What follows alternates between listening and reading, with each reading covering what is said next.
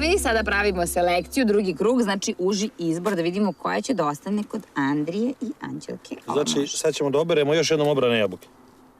Znaš sam da li te pitam? Šta? Recimo da nađeš čarobnu lampu. Razumeš, izađe ti duh i pitate koju želju želite da mu ostavimo, samo jednu. Šta bi ti poželeo? Pošto ja znam šta bi ja.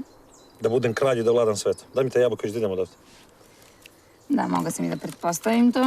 Ne znam ušte zašto pitam. Možda bi u stvari pitao duha da li mogu da imam dve želje. Dve želje. Dobro, šta bi onda poželao? Pa prvo bi poželeo da nema ratova, da nema vojski, da ni jedna zemlja nema vladara, da bude mir i ljubav u svetu.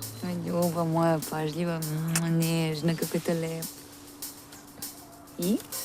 Pa ništa, onda bi drugu želju imao da ja budem kralj, da imam najveću vojsku, da pokorim sve ove što nemaju vladara i vojske, da ja budem jedini i da vladam svetom.